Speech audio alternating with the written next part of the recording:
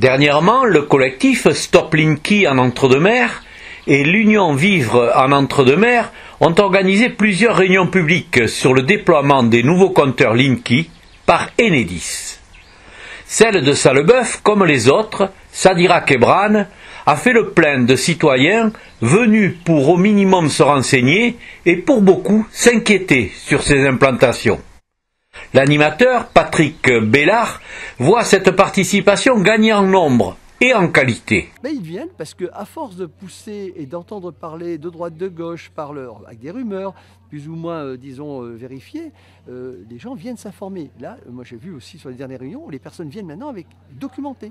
Elles viennent documenter alors qu'avant elles étaient complètement passives. On a vraiment une interaction avec le public aujourd'hui pour effectivement apporter les choses. Encore une fois, moi je ne suis pas totalement contre le principe du Linky. Il y a sûrement des choses à garder dans ce concept, mais pas dans la chose actuelle. Ne serait-ce que la gabegie financière, moi ça me sort par les oreilles. 5,7 milliards, 506 millions de la poche d'Enedis. La Cour des comptes a dénoncé publiquement cela. Parce que nous on dit depuis des mois, la Cour des comptes l'a mis noir sur blanc. C'est quand même pas un organisme partiel, et que nous, et qu'on aurait pu nous soudoyer. Spécialiste de Linky, Patrick Bellard résume sur quoi repose la méfiance qui s'accroît dans la population. Au niveau des raisons qui font qu'on veut refuser, qu'on propose de refuser ce compteur, la première chose c'est le droit au refus. Aujourd'hui, la France est un pays de liberté et on ne peut pas imaginer qu'un individu ou un citoyen se retrouve dans une position où on lui impose quelque chose alors qu'il n'a pas eu la possibilité de s'exprimer sur son acceptabilité ou pas. Et pour qu'il accepte, il faut qu'il soit informé. À partir du moment où il a le consentement éclairé, c'est ce qui est marqué dans la loi, il peut accepter ou refuser. Chose qu'il n'a pas à travers, le comportement de la société Enedis qui lui impose, qui n'informe pas, et c'est un des points majeurs. Le deuxième point, c'est le côté, un petit peu d'apprenti sorcier, les conséquences technologiques, les conséquences sanitaires, les risques divers, notamment le risque des assurances, par exemple, c'est un point qu'on n'avait pas soulevé, qui vont apporter des inquiétudes. Donc ça, le droit au refus, l'inquiétude, alors que le compteur est un élément complètement passif dans la maison, qui n'a pas aujourd'hui un souci, c'est pas un souci de discussion dans la France, on a d'autres choses à penser. Et le troisième point, c'est effectivement que les dirigeants prennent des dispositions. Et quand je dis dirigeants, c'est tout ce qui est responsable, aussi bien les mairies, qui ont des pouvoirs, les hommes politiques, enfin les parlementaires, et en fait l'État. Parce que quand on analyse la chose, on voit très bien qu'il y a une marge de manœuvre et un flou. Quand on demande à Enedis, est-ce qu'on peut refuser le compteur, Enedis nous répond en nous disant il n'y a pas de procédure de refus. On appelle ça de la langue de bois. Donc voilà, ces éléments-là font que majoritairement, on n'est pas pour le déploiement de ces compteurs qui n'apportent rien aux consommateurs.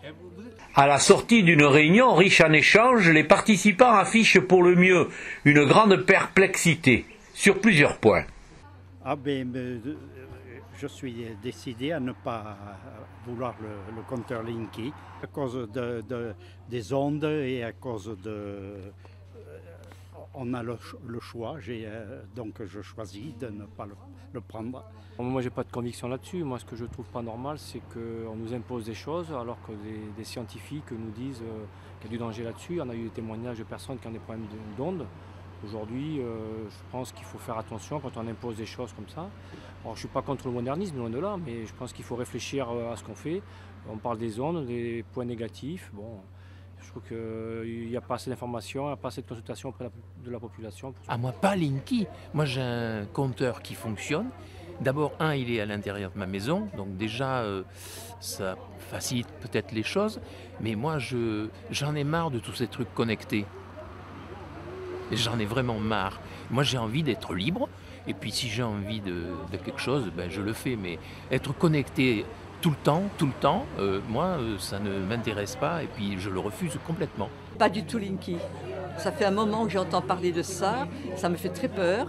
Parce que j'ai entendu les premiers résultats négatifs d'abord de leurs agissements. Le fait déjà de s'imposer comme ils le font, c'est pas acceptable sur le plan de l'individu. On n'a pas à se faire manipuler comme ça. Et puis je suis très sensibilisée à tous les problèmes de santé environnementale et personnelle et individuelle. Et je sais que les ondes sont très négatives. Chez moi, je n'ai même pas le Wi-Fi, j'ai un câble Ethernet. C'est pour vous dire que je suis déjà très sensibilisée à tout ça. Et que mon intime conviction, c'est qu'il y aura des répercussions sur la santé qui sont très négatives. On n'en mesure pas encore les conséquences. Une raison, c'est le droit à choisir qui n'est pas accordé. La deuxième raison, c'est que moi, je ne suis peut-être pas hypersensible, mais je suis sensible aux ondes électromagnétiques. Je m'en suis rendu compte avec, par exemple, Internet.